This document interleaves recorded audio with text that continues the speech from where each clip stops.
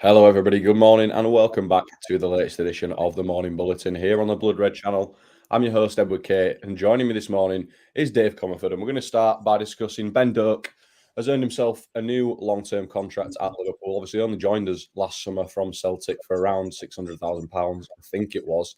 Dave, obviously, Liverpool have been pretty impressed with what they've seen from him so far to give him a new contract already. Have you been pretty impressed with him?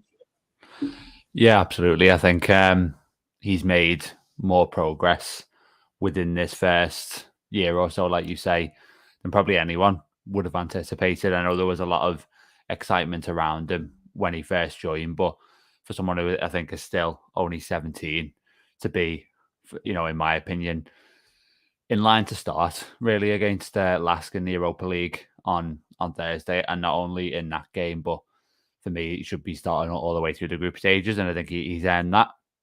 That is a huge amount of progress at such a young age. But I've always said, sort of, when you have special young talents, you kind of throw the rule book out a little bit, and you kind of give them the opportunity and that platform to shine from right from the start. And I've never really thought about the fee that you mentioned there. Obviously only six figures, which is very unusual in the transfer market by virtue of Doak being so young. But that's one that could, be looked back on as a great find, a great bargain in years to come as well. So, yeah, I think he definitely merits that new contract. And the only question now is really how far he can go at Liverpool.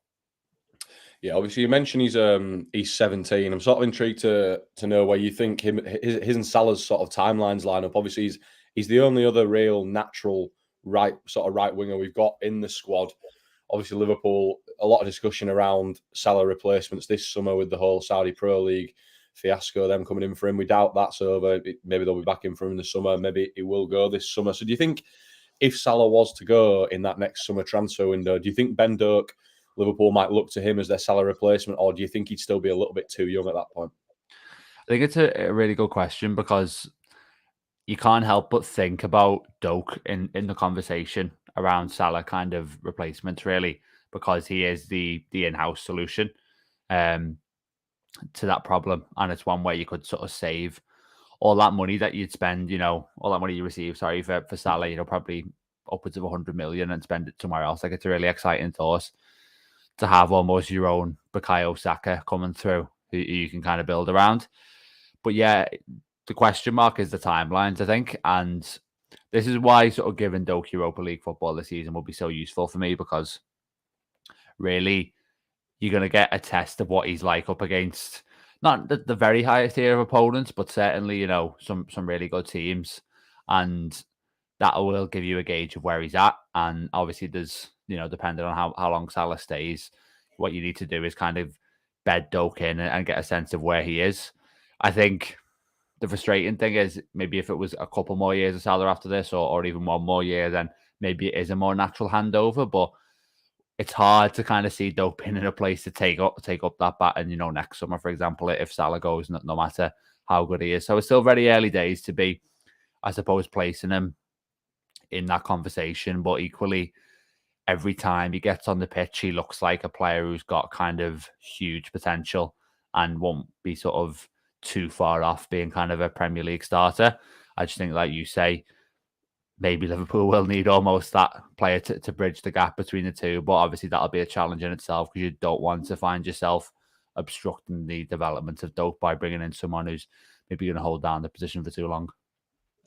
Yeah, I mean, you mentioned the Europa League a couple of times there. I mean, I think we'll all be. I don't even know what the emotion would be if I see Salah play more than about 5 minutes in the Europa League group stages, but I think I will be pretty surprised. Are you expecting to see Ben Doak sort of occupy that right-hand side certainly for the group stage at least, and maybe make it his own a little bit?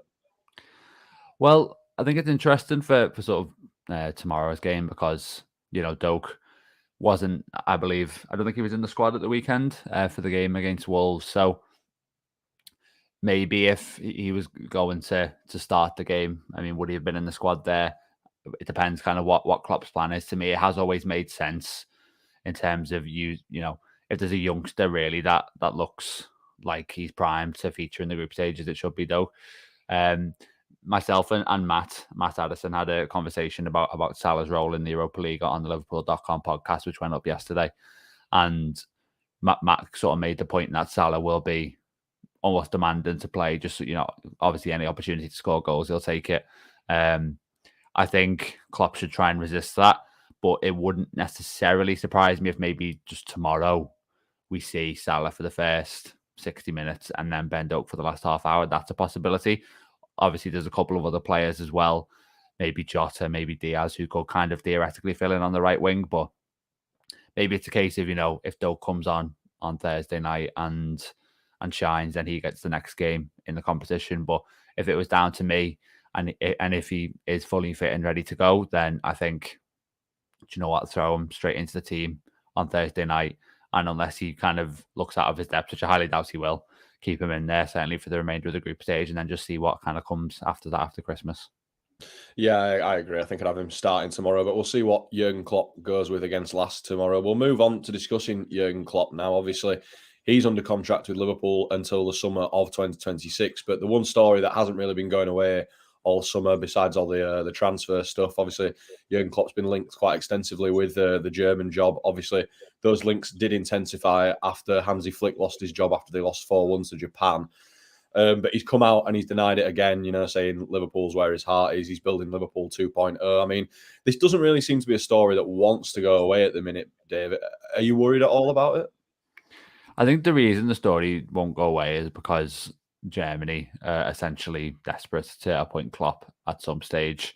They kind of have been for a number of years now. So really since the 2014 World Cup, which they obviously won, I think they've underperformed relative to their own expectations, so that we've seen quite, you know, a bit of managerial turnover, you know, with a couple of managers getting sacked now. So I think it's natural that as the team struggles and basically the best German manager out there, it's natural that that link is made. And kind of the longer he goes on at Liverpool, I think the more hopeful they get in terms of maybe the window is finally opening for us. Obviously, interesting that Nagelsmann looks like he's going to get that job now.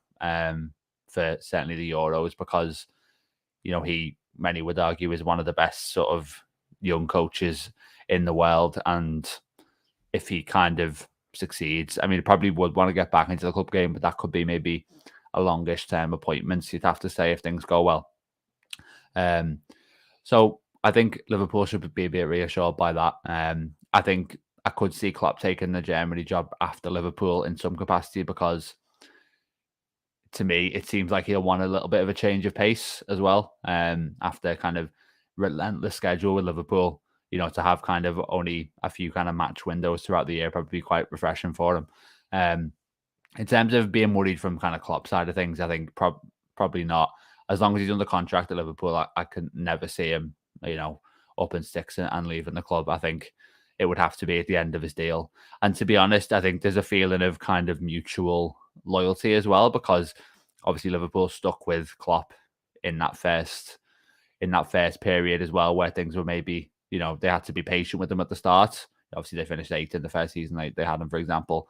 And then you look at last year, where I think a lot of elite teams would have sacked their manager in the face of a drop off like that, but there was never ever any question really of that happening to Klopp. I think that speaks to the level of kind of trust between Klopp and the decision makers at Liverpool.